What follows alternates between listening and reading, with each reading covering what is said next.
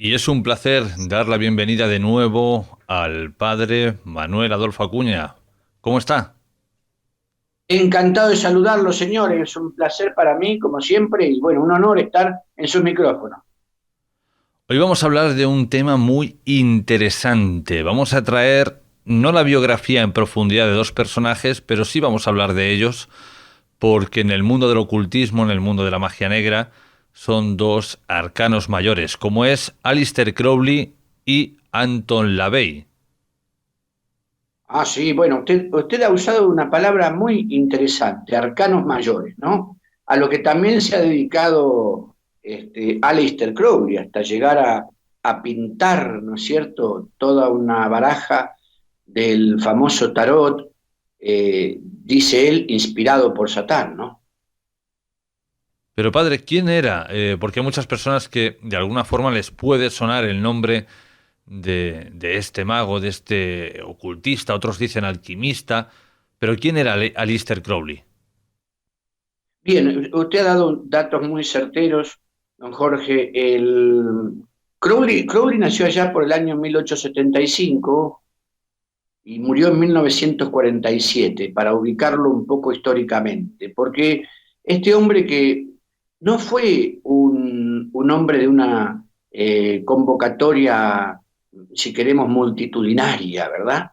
No tuvo millones de personas, su nombre fue prácticamente reconocido por sus adeptos, que en ese instante no eran demasiados, en Inglaterra, claro está, y sin embargo logró colocar, instalar el satanismo de vuelta en el campo de la práctica, no en el campo de la historia, porque hasta ese momento, bueno, todos hablaban del satanismo, se entendía alguna práctica satanista, pero una estructura como la que él despliega entre estos años logra que esa estructura se transforme también en escuela o en escuelas, podríamos decir, en varias de ellas.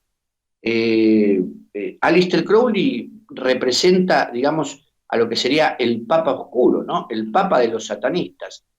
Y bien, usted habla sobre su aspecto de alquimia, como alquimista, como mago, y él llega más bien al tema del satanismo por la magia, ¿eh? No al revés. Algo distinto a lo que después conversaremos sobre Sandor Lavey, ¿no? Porque, en definitiva, Sandor Lavey sí va a tomar todo el satanismo ya prácticamente dogmatizado, si queremos, por Aleister Crowley, pero Aleister Crowley entra por el lado de la magia, por el uso de la magia, porque él le da la definición a la magia de buscar hacer efectos visibles a partir de esas invocaciones hacia lo invisible, ¿no? Y esto lo transforma en un ocultista. Hay que diferenciar el ocultismo del esoterismo. El ocultismo es la práctica de lo justamente la magia negra, lo que acerca a la mano izquierda, que también va a ser una definición interesante hasta el presente, hay mucha literatura sobre eso. La mano izquierda, el uso de la mano izquierda, el camino torcido, le van a llamar, ¿no? La verdadera brujería oscura. Bueno, allí es donde Aleister Crowley hace pie y desde ese lugar de mago negro, él logra ser líder de una organización que se llamaba Ordo Templi Orientis, conocida como Otto, y también miembro de la Aurora Dorada. En este camino, digamos, de búsqueda, yo quería comentar, porque averigüé la Golden Dawn, por ejemplo, en Argentina, ¿no? Acaban de abrir un lugar, esto es una novedad, acaban de abrir un lugar en una zona que se llama Caballito, y hay gente allí dictando conferencias gratuitas sobre la vida de Aleister Crowley y sus propuestas, ¿no es cierto? Esto ahora, ¿eh? Yo estuve averiguando, hablando con amigos que me asisten en investigaciones allí en Sudamérica, y me confirmaron esto. Incluso uno de ellos asistió en forma, si queremos, clandestina a uno de estos encuentros donde se hablaba de este gran Papa Negro, ¿no? O sea que con esto quiero decir que es actual. En otros lugares también está, pero es actual. Hay una vigencia del pensamiento y la práctica mágica Aleister Crowley, que es apocalíptica también, ¿no? Estas organizaciones ocultistas tienen caminos de iniciación, es decir, no se llega al conocimiento completo entrando a estudiar como si fuera una academia cualquiera, sino que hay que pasar pruebas, ¿no? Y sé que una de las últimas pruebas, antes de conocer el secreto final, que tiene que ver con el enoquiano, fíjese, una lengua que John Dee, allá por el 1800, siente que se la dictan desde un lado invisible y resulta la lengua de la magia, ¿eh? Esta lengua tiene traducción en el Internet. ¿Cómo puede ser si no es un lenguaje corriente, no es el idioma de un pueblo? Sin embargo, tiene traducción en Internet. Eso es curioso. Y cuando uno reúne, lo he hecho particularmente, estoy trabajando sobre una novela al respecto de la práctica satanista, si uno reúne esas letras, le puedo decir que es, mi amable amigo, es sorprendente cómo se van armando solas invocaciones, ¿eh? Se van armando, uno reúne letras y se van armando, aunque no quisiera, oraciones que terminan siendo de alabanza, adoración y pacto. Porque esto también circulaba mucho en el pensamiento de Aleister Crowley, ¿no? El tema de los pactos y los sacrificios, ¿eh? Lo curioso de este hombre que se llamó Edward Alexander Crowley y que decide cambiarse el nombre por Aleister, que es una traducción galesa, lo curioso es lo que él que se creía un medium, cuidado con esto, aquí está lo interesante, él se creía un medium capaz de entrar en contacto con ese mundo invisible y habla de un ángel en particular que le dicta un libro, el libro de la ley, dice, ¿no? Donde en verdad la ley para él es una sola, haz lo que quieras. Ahí está la locura, ¿no? Haz lo que quieras. Y funda una abadía que podríamos llamarla antiabadía. Este también es un fenómeno muy particular en la vida de este sujeto. Una abadía contraria a toda norma, ¿no? Donde el haz lo que quieras es la regla única, y a esta la llama telema que quiere decir voluntad en griego, ¿no? Como que la voluntad mía es lo único que impera, la voluntad personal es el verdadero Dios, digamos, ¿no? Y ahí vive con varios discípulos, ¿no? Esto en Italia, ¿no? Y tanto es así, en Sicilia particularmente, tanto es así que Mussolini lo echa a Aleister Crowley de Italia. Aleister Crowley es echado de muchos lugares, ¿no? Y sin embargo, Inglaterra consigue allí su espacio central de operaciones, ¿no? Telema, con este haz lo que quieras, el uso de drogas, ideologías y demás, es la inspiración del hipismo. Fíjese usted, o sea, los hippies no es que nacen, como muchos dijeron, de la cuestión después de la guerra, una cuestión pacifista y demás. No, los hippies nacen inspirados en esto que es Telema, ¿no? Que es esta antiabadía, un lugar de escándalos que, bueno, que termina desalojado y cuyas ruinas hoy todavía se pueden observar. Fíjese usted que los Beatles en Inglaterra van a permitir, eh, van a permitirse ellos dibujar el rostro de Aleister Crowley en la portada de uno de sus discos, Sargento Pepper. Sargento Pepper de los Beatles tiene, entre todas esas personalidades que están en la tapa del disco, lo tiene Aleister Crowley. Ahí es donde esa referencia comienza a hacerse histórica, ¿no? Es decir, donde ya hay uno al que se conoce que practica y predica algo totalmente distinto a lo conocido, desinstala a la gente de las normas y las reglas, y las desprecia además. En eso pega el salto hacia el satanismo, ¿no? A mi buen entender. En el desprecio absoluto a toda norma, ¿no? En el tergiversarlo todo. Aunque él no es el que va a escribir la Biblia satánica, ¿no? Eso lo va a escribir Sandor Lavey. Pero sí él va digamos, a formar esta escuela iniciática, como bien digo, donde los diferentes grados son los que van marcando el conocimiento hasta ese último grado del enoquiano que mencionaba hace un instante, que solo puede ser conocido después de pasar una tremenda prueba, que es la prueba de comer excremento humano, ¿no? Es decir, quien esté listo para eso, entonces está listo para conocer el gran secreto de la invocación, ¿no? Y para eso pasan muchos años de estudios y, bueno, y de otras cosas, ¿no? Que nos resultan muy asquerosas. Ujú. Ocultista, poeta, espía, alpinista, mago, escritor, profeta y gurú de los Beatles, el hombre más depravado del mundo, según la prensa del momento, la bestia, según su madre, y uno de los 100 británicos más importantes del siglo XX. Pero, querido padre, estamos hablando de un personaje real o de un personaje hecho, digamos, para el marketing, hecho para venderse de cara a los medios de comunicación. Con esto quiero decir, ¿Aleister Crowley realmente era tan malvado, si podríamos decirlo de esta forma, o era más un showman que intentaba vender un producto? No, al que podemos llamar showman es a Sandor Lavey en sus principios. Aleister Crowley fue muy serio, él invirtió mucho dinero en viajar y conocer, en buscar las raíces de la magia oscura. Y el término la bestia que dice su madre es un término que él quiso para sí mismo. Él quiso ser conocido como la bestia del Apocalipsis, ¿no? Es decir, el trabajo con las drogas, cuando digo trabajo hablo de su experimentación personal, con las drogas y el dolor, con el uso de las esencias humanas para invocar elementales o espíritus bajos. Él creía profundamente que al momento del orgasmo uno podía maldecir, esa maldición llevaba espíritus. No, este no era un personaje de marketing. Aleister Crowley fue un hombre que buscó y murió como la bestia, ¿no?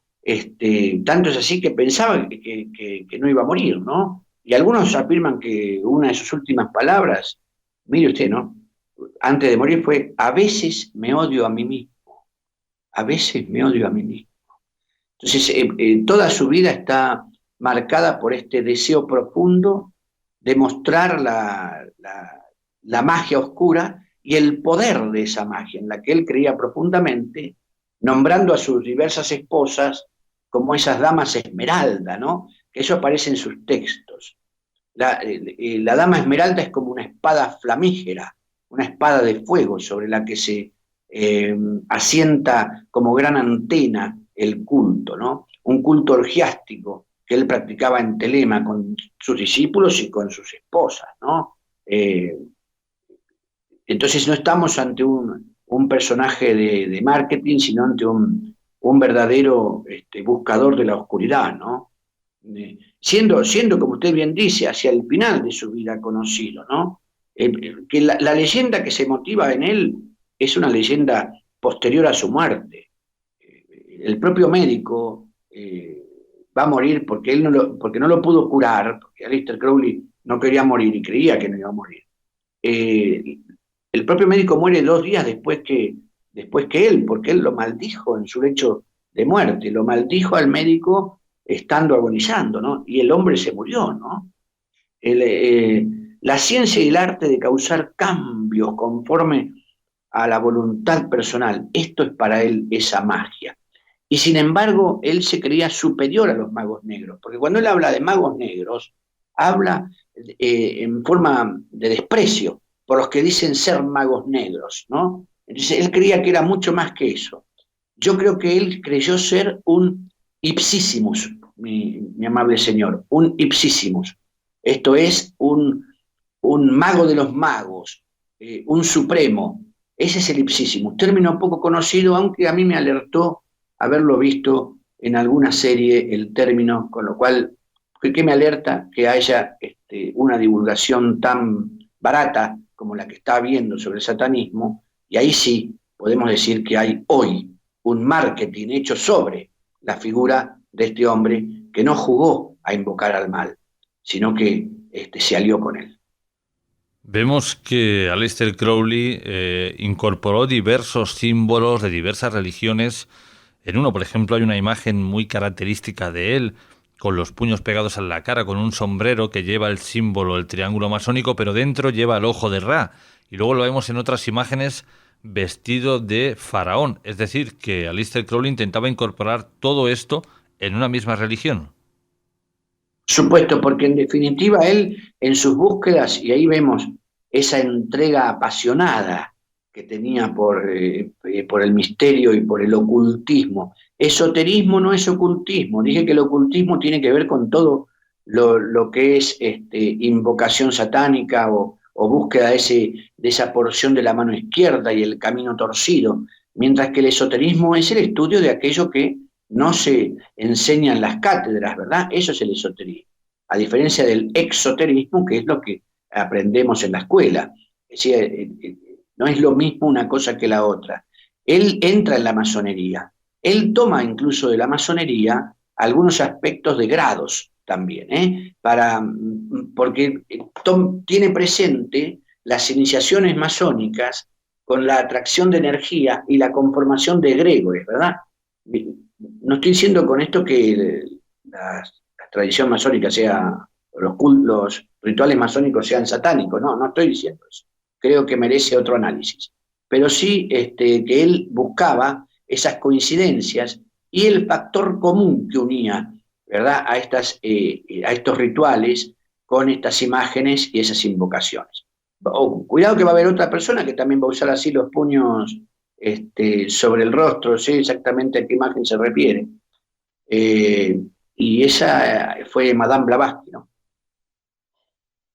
Curiosamente, Aleister Crowley muere con el tiempo. La casa en la que dicen que se llevan a cabo estos rituales, estas fiestas, estas orgías, Boleskine House, a orillas del lago Ness, se pone a la venta, la compran el grupo o un integrante del grupo Led Zeppelin, y a partir de aquí se cuenta que llega la maldición a este grupo, ¿no? Familiares empiezan a fallecer, su música ya no suena igual hasta la desintegración del grupo. ¿Cree, querido padre, que de alguna forma esta casa que albergaba tanta energía, gracias al Mago Negro, pudo influir en la decadencia de este grupo? Interesante pregunta y le afirmo que sí. ¿Por qué le digo que sí? Porque se genera esa energía oscura alrededor de los espacios de culto. Nosotros entendemos que las casas conservan memoria, la de los que han vivido en ella o viven actualmente. Es decir, la casa devuelve su memoria a partir, digamos, de sus paredes, como si fuera el eco, y sin dudar eso que es el Vaticano de Satán, porque sigue siendo visitada por los simpatizantes de los movimientos de Crowley, como si fuera la visita del Vaticano. ¿Sí? Nosotros podríamos decir que Inglaterra, en definitiva, es la capital del satanismo, porque incluso en el gobierno, para atender a los menores, hay un departamento específico de menores víctimas del satanismo. O sea, hay una capital del satanismo, y esto tiene que ver directamente con Crowley. Usted nombró el lago Ness, y ¿sabe una cosa? Yo no puedo afirmarlo del todo, pero me inclino a decir que la aparición del famoso monstruo ese del lago Ness no es otra cosa que una manifestación de algún portal que dejó abierto Aleister Crowley, por la cual aparece algo muy demoníaco que se confunde con ese animal prehistórico. Dejemos a Aleister Crowley de lado y vayamos quizás con, de nuestros dos personajes, el que es más mediático, el que es más showman, ¿no? Anton LaVey, ¿qué puede decirnos de él? Anton Sandor LaVey, ¿no?, que decían algunos que había sido un domador de leones en un circo y demás. Este hombre sabe aplicar al show, porque comienza en un teatro él, ¿no es cierto? Comienza en un teatro a trabajar, digamos, una especie de ritual muy simpático, él ahí, un ritual satánico, ¿no? Es decir, él sabe que puede llegar a la gente a través del show y utiliza ese show como un lazo, una manera de atraer, de seducir a las personas hacia algo que hasta ese momento en Estados Unidos no estaba presente, ¿no? Este hombre nació en 1930, ¿no? Fíjese que hasta el presente se discute el nombre de los padres. Qué curioso, ¿eh? De una persona tan conocida. Porque cabe decir que él va a fundar en el año 66, específicamente el día 30 del mes de abril, la fiesta de Walpurgis, ¿verdad? Que tiene que ver con la oscuridad. Sí, para algunos, cuidado que después hay una fiesta del Walpurgis de la Wicca que no podríamos decir que es negativa, pero tomémosla desde el lado de los satanistas que sí van a celebrar esta fiesta como algo que atrae energías muy especiales, y ese 30 de abril del 66 coincidía con esa fiesta y es la fundación de la iglesia de Satán, ¿no? Que en la primera etapa tuvo figuras de Hollywood, como James Manfield, Sammy Davis Jr., por ejemplo, que fueron introducidos al satanismo por Kenneth Anger, que estaba en Estados Unidos y era un discípulo directo de Aleister Crowley. O sea, aquí vemos un lazo muy particular. Aleister Crowley inspira de algún modo el trabajo de Sandor Lavey para fundar esta iglesia de Satán. Aquí sí podemos decir que hay un hombre dedicado al satanismo que no entra a él por el lado de la magia, como sí lo había hecho Aleister Crowley. Hay que distinguirlo. Aleister Crowley fue un mago oscuro, magic, le llamaba él, con K final, a las acciones mágicas que él proponía en sus escuelas. Propone, ¿no? No hay que hablar en pasado, ¿eh? Yo dije recién que en la zona de Caballito, en la Argentina, a estas horas, ¿no? En estos días, hubo encuentros de conferencias gratuitas sobre las propuestas de la Golden Dawn. Sandor Lavey comienza con esta iglesia en forma muy, como decimos así, histriónica, todo hollywoodense, ¿no? Y este señor, Kenneth Anger, al que acabo de mencionar como el discípulo de Crowley, tenía una tremenda biblioteca ocultista y la pone a disposición de Sandor Lavey. O sea, no es casual. Sandor Lavey recibe esta formación del ocultismo, es seducido por ello y va directamente a la figura de un Satán que él no va a creer que exista como personalidad, como un ángel caído, sino como la muestra clara, en la síntesis, el símbolo completo de todas las pasiones humanas. Vemos, es muy distinto. Toda pasión humana, toda búsqueda de la autorrealización, ese egoísmo natural por el cual el ser humano se mueve con sus sombras, sus pasiones, ese es Satán para Sandor Lavey. No un espíritu, no un ángel caído, es un satanismo ateo, ahí voy. El de Sandor Lavey es un satanismo ateo. Y en definitiva, el trabajo de Kenneth Anger, no sé si era exactamente el mismo. Él estaba buscando que se prolongara las enseñanzas mágicas de Aleister Crowley, de su maestro. Y por eso también este hombre había fundado allí una secta que se llamaba Ágape, tratando de continuar con lo que Aleister Crowley decía. Pero Sandor Lavey alcanza así a partir del año 50, ¿no? Alcanza una fama que lo hace llegar a Hollywood y resulta en la película que nosotros conocemos como El bebé de Rosemary. Aquí tiene otro nombre esa película, El bebé de Rosemary, es ese niño que nunca aparece en la película, ¿no? Fruto de una secta y una joven actriz que resulta embarazada del diablo, ¿no? La cuna vacía, no sé cómo es acá, cómo se llama, esa película. Y en esa película el que trabaja asesorando el carácter de lo satánico es Sandor Lavey. O sea, Sandor Lavey llegó a ganar bastante dinero con todo esto, ¿no? Él escribe, sí, como dije antes, la Biblia satánica. Y en esa Biblia satánica hay mandamientos, claro, porque es justamente todo al revés. Y en Estados Unidos es reconocida como iglesia. Yo afirmo que no puede nunca ser iglesia lo que es satánico, porque el concepto de iglesia está ligado a religión, y religión quiere decir religare, volver a unir. ¿Qué cosa? Volver a unir al hombre con su sentido. Y en este caso, ¿con qué sentido se une al hombre cuando de lo que se habla es del caos, la división, ¿no? La desprolija manera de vivir como objetivo? No hay sentido. O sea, es carente de sentido. Entonces, bueno, Estados Unidos en eso muy particular le concede esta autorización y así nace la iglesia de Satán, que aquel 30 de abril de 1966 hace su primer culto, ¿no? Y, y bueno, y es administrado, dicen, desde el infierno por el propio Aleister Crowley luego de su muerte, aunque una de sus hijas, de nombre Carla, es la que queda a cargo de la administración en el año 52, ¿no?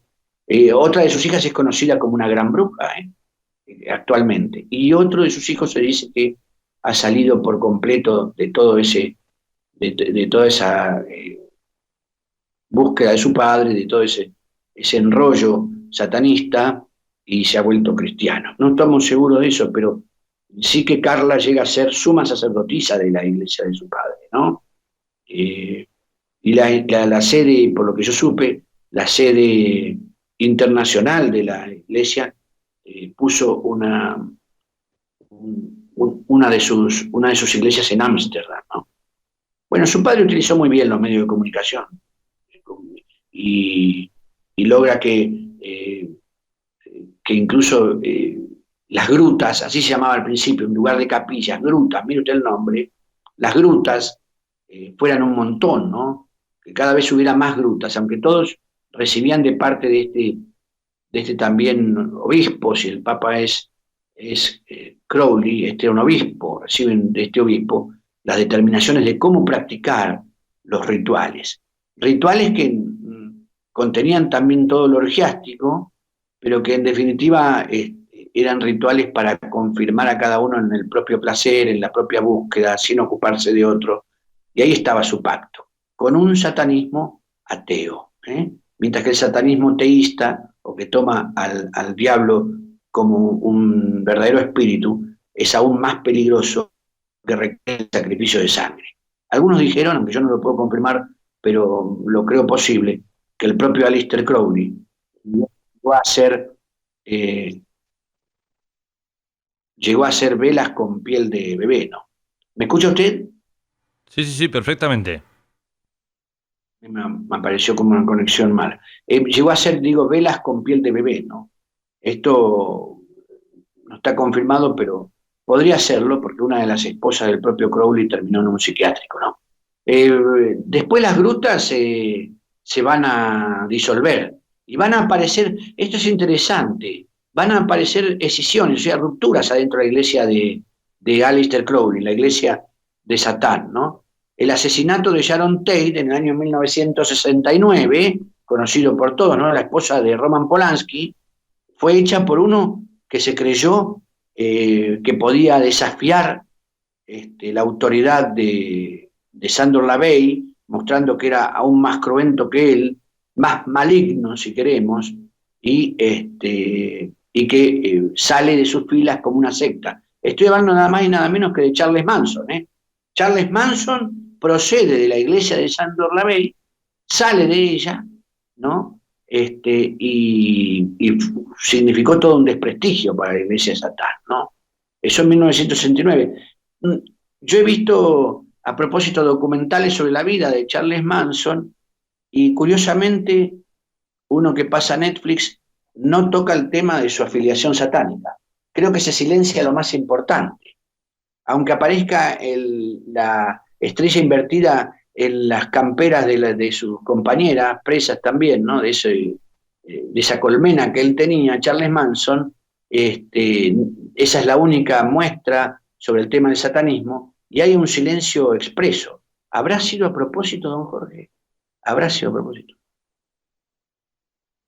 Viendo imágenes de Anton Standor Lavey, podemos observar una evolución, digamos, desde que deja de ser domador de leones y empieza a dar sus primeros pasos en el mundo del satanismo. ¿Con esto qué quiero decir? Querida audiencia, buscar esas imágenes y veréis que este hombre se sometió a diversas operaciones de cirugía estética para parecerse al demonio y prácticamente casi lo consiguió. De aquí viene, querido padre, que yo le pregunte si realmente Anton Standor Lavey creía en Satán, creía en lo que estaba predicando o lo único que intentaba era ganar dinero con todo esto, ¿no? Convertirse en un showman. Para mí, él logra hacer ese show, ¿no? Él no cree en Satán como personalidad. Ahí está el punto. Todas esas transformaciones, eso que aparece al principio con sus togas y demás, en esos rituales hasta públicos, como digo, al comienzo de su actividad en el teatro, y eso para mí lo determinan como un gran showman, ¿no? Que luego, por supuesto, es seducido por la parte oscura y continúa con eso ganando muchísimo dinero, sin duda, y una gran fama, pero pero para mí, puntualmente, esos cambios físicos que logra son solamente para atraer más gente a su culto, nada más. Querido padre, ¿por qué cree que hay tantas personas que siguen tanto, ya no a Aleister Crowley, pero sí lo que predicaba Anton LaVey? ¿A qué cree que se debe esto? A a una devaluación de lo espiritual en esta época, ¿no? Yo le digo a don Jorge que usted es tan amable siempre conmigo con sus micrófonos. A mí me preguntaron alguna vez al amanecer del siglo XX si este iba a ser un siglo espiritual. Yo dije que no, afirmé claramente que no. Y se está demostrando eso, la devaluación de lo espiritual, como que todo lo que tiene que ver con Dios resulta folclórico y hasta ajeno a este mundo, ¿no? Llega de tal manera a dejar en una orfandad profunda al ser humano que va a buscar, porque cuando no se rinde culto a Dios, se rinde culto a cualquier cosa, va a buscar dónde colocar ese sentido. Y si está en lo oscuro, va a ir al oscuro. No olvidemos que hoy se puede encontrar, como decía el enoquiano, en el internet, y se puede encontrar el juego de la Ouija en las jugueterías. Y esto es a propósito, don Jorge, es a propósito la muestra y el marketing de lo satánico, porque en definitiva lo que se busca no es una vida de virtud, sino una vida de complacencia con las propias necesidades, mirándose a sí mismo y nada más, ¿no? Que esta es la gran propuesta del diablo, ¿no? Que él nos, que como decía el padre Gabriel Amors, él ha ganado una batalla haciéndonos creer que no existe. Creo que esa devaluación va de la mano con el crecimiento del satanismo moderno, en algunos casos es consciente y en otros casos inconsciente, porque hay quienes desprecian la ley y no se llaman satanistas. O sea, inconscientemente lo son, y no adhieren, digamos, a las normas, tienen un desprecio completo por todo lo constituido, por la sociedad, ¿no es cierto? Entonces, y por el otro, no creen en las virtudes en el prójimo, no se llaman satanistas, y sin embargo ejercen un satanismo inconsciente. Esto también es importante decirlo, ¿eh? Y no olvidemos una cosa, no es satanista cualquiera. Recién hablábamos de la búsqueda de dinero y demás de parte de Sandor Lavey y compañía. No le faltó dinero tampoco a Aleister Crowley. No es satanista el que quiere, es satanista el que puede. La larga historia de la humanidad nos señala que los satanistas eran personas muy poderosas con mucho dinero. Con esto quiero decir, ¿quiénes están fomentando el satanismo en la sociedad? ¿Personas pobres que se reúnen dos o tres para decir que le prenden una vela negra al diablo? No, señor. Hay intereses mucho más grandes y de mucho dinero atrás de un satanismo real y serio. Y otra cosa es el marketing de las series que vemos, como la de Lucifer y Sabrina, la hemos mencionado en algún momento en sus micrófonos, y aquí también tenemos un fomento de esa visión simpática de Lucifer, ¿no? Que hasta en su última temporada muestra, ¿verdad? La espada flamígera, la espada de San Miguel en su mano, levantando él la espada, vencido San Miguel, cortadas sus alas, ¿no? Como que la batalla la pierde el general de Dios. Estas cosas son muy delicadas y no son ingenuas, señor. Lo mismo que con el caso de Sabrina y la figura de Baphomet, ¿no? Que aparece durante la primera temporada, y la figura exaltada de Lilith, la mujer demonio, en la segunda temporada, ¿no? Tampoco es ingenuo. Hay una ingenuidad imperdonable, decía el padre Anselm. No podemos creer que estas cosas pasan por casualidad o simplemente por moda. Se busca instalar el satanismo como una opción cultural. Entonces salen los satanistas a decir, merecemos nosotros porque somos una opción de cultura, una mirada distinta, y se ofenden porque existen los 10 mandamientos y los mandan quitar de las plazas, como han hecho en Estados Unidos. Sin embargo, invierten dineros para repartir cuadernillos para colorear en las escuelas de Estados Unidos. Cuadernillos para colorear para los niños de la primaria. ¿Es casual? ¿Es ingenuo? No, señor. Hay todo un mover de esa guerra espiritual que empezó en los cielos, que hoy se manifiesta claramente en la opción que debemos hacer por la luz o por la oscuridad. Actualmente la Iglesia está dando un salto cualitativo muy, muy destacable. Una prueba de ello es que usted esté hoy aquí hablando de estos temas abiertamente. ¿Cree que de alguna forma el hecho de que haya tantas personas que se hayan declinado, ya no por Anton LaVey o por Aleister Crowley, sino por el satanismo en general, de alguna forma también hay responsabilidad de la propia Iglesia porque no ha sabido llegar a las personas de una forma más abierta, de un lenguaje que ellos pudieran entender? Mire, don Jorge, usted ha dicho algo muy oportuno, ¿no? El actual Papa es el hombre que más ha hablado en los medios sobre la existencia de Satán. Interesante. Por otro lado, en el año 2013 ha sido quien formalizó la existencia de la Asociación de Exorcistas. Los encuentros en el Ateneo Pontificio Regina Apostolorum de Roma hoy se han mostrado con una apertura ecuménica, ¿no? De ahí que yo estuve hablando en la cumbre de exorcistas de Roma en ese año, invitado por Vaticano. Pero hay algo que es aún más hondo y triste que lo que usted dice. No se trata de haber silenciado la figura del diablo, se trata de haber alejado la persona de Dios. La teología cristiana tiene culpa alejando de la gente la proximidad de un Dios que quiere caminar con él. El laicismo, que hoy termina volviéndose una opción hacia el satanismo, hacia el satanismo. El laicismo ha sido fomentado por esta teología, una teología que resultó colocar a Dios tan, pero tan lejano, en un trono tan inmensamente, ¿cómo vamos a decir?, ajeno a la realidad humana, que entonces el ser humano se quedó aquí sin nada, es decir, sin huérfano, sin opciones, por entender a Dios. Se enseñó tanto el ritualismo también desde la Iglesia con los sacramentos que nos olvidamos de caminar con Jesús.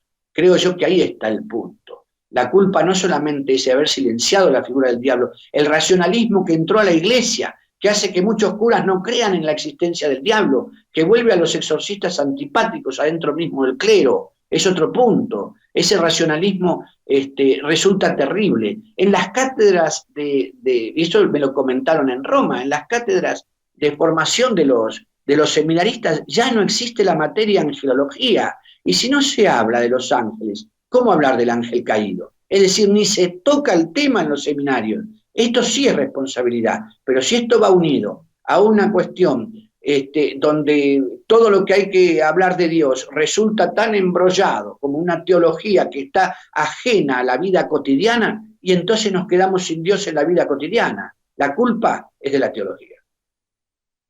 A eso me refería porque muchas personas o aseguran o documentan que, claro, la Iglesia se ha pasado durante siglos y siglos poniendo, como tú bien has dicho, a Dios en un trono y que tan solo impone normas pero que no ofrecía nada, ¿no? Y sin embargo aparecen estos personajes, Aleister Crowley y Anton LaVey, y ofrecen la figura de Satán como el que no pide apenas nada pero que lo ofrece todo, ¿no?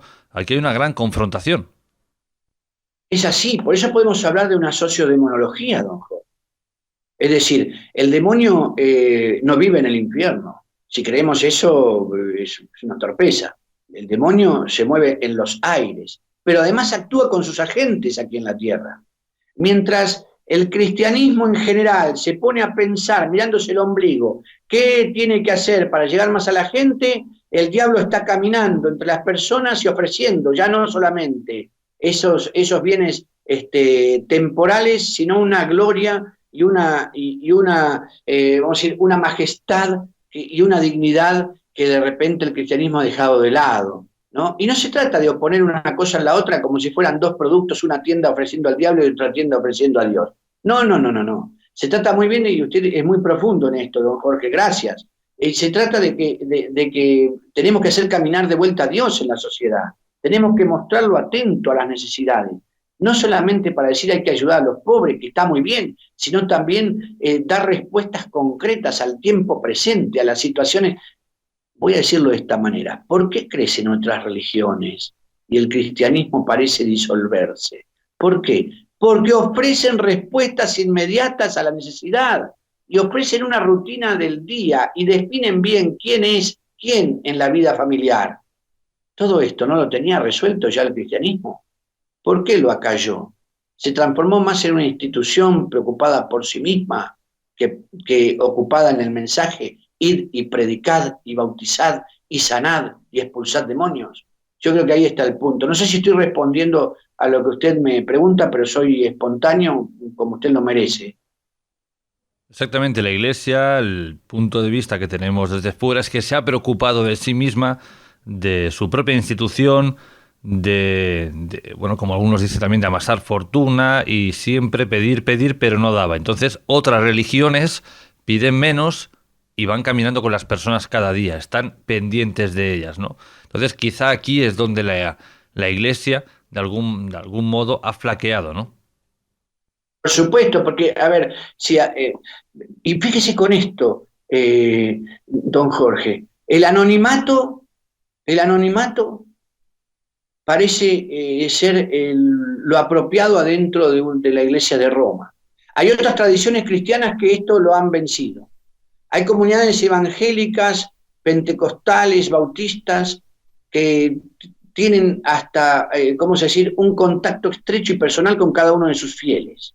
Tienen una dedicada actuación al lado de cada familia. Esto es lo que la gente necesita y espera. No que le digan que Dios es Padre, sino mostrarle el sabor de ese Padre al lado de ellos. Si no, el Padre será el oscuro, ¿no? Porque no existe espacio vacío. Lo que no ocupa la luz lo ocupará la sombra. Y aquí es donde encuentra ese espacio vacío Satanás, Lucifer y Baal para trabajar sobre la vida, primero personal y luego familiar, ¿no? Es decir, hay que volver a una iglesia misionera que tenga no solamente palabras simpáticas que se acomoden con el mundo, y aquí podríamos hablar extenso sobre el globalismo y demás, y el acomodarse con el mundo. No quiero entrar por ahí porque no vamos a ir a otro programa, y estoy dispuesto a conversarlo. Pero en este caso, que estamos hablando de satanismo y cristianismo, el cristianismo ha cedido el lugar, ha concedido, porque el mensaje de Jesucristo es un mensaje vigente, porque Él no ha muerto, Él está vivo. Los cristianos predicamos la resurrección y la creemos. Mientras tanto, ¿cómo es posible que frente al silencio expuesto por la vida y una vida verdaderamente con sentido, aparezca el que propone la muerte, la desgracia, que es Satanás en definitiva, y consiga sus adeptos? Sí que hay que revisar muchas cosas de parte de la Iglesia, y no solamente sistemas o modos de llegar o evangelizar. La técnica se acabó. Y le digo más, don Jorge, la teología se acabó. Yo predico que la teología ha tenido un fin. A lo que hay que volver es a la mística, porque a la gente no le importa el saber de Dios, sino el sabor de Dios. Hay que devolverle el amor de ese Dios que está atento y que es padre y madre y que cuida y protege con su providencia y que le da sentido al dolor y hasta la propia muerte. Sin mística tenemos discurso y mucho cristianismo es de discurso. Con esto terminamos nuestra charla con esta frase tan profunda, ¿no? La gente no quiere saber de Dios, sino quiere saborear a Dios. Querido padre, ha sido un placer que haya estado con nosotros hablándonos de estas dos figuras del satanismo, de Aleister Crowley, Anton LaVey, y charlando un poquito sobre de por qué la gente se va inclinando hacia otras religiones. Como siempre, un fuerte abrazo y hasta la próxima. Fuerte abrazo, don Jorge. Un honor para mí estar siempre en sus micrófonos. Quedo a su entera disposición y ruego a Dios que me lo bendiga a usted, a su equipo y a todos los oyentes y que San Miguel Arcángel, el exorcista invisible, el que ha vencido a Satanás, el que nos cuida y nos guarda, esté en la puerta de cada hogar, trayendo luz, paz y armonía para cada familia. En el nombre de Jesús. Amén. Gracias, don Jorge.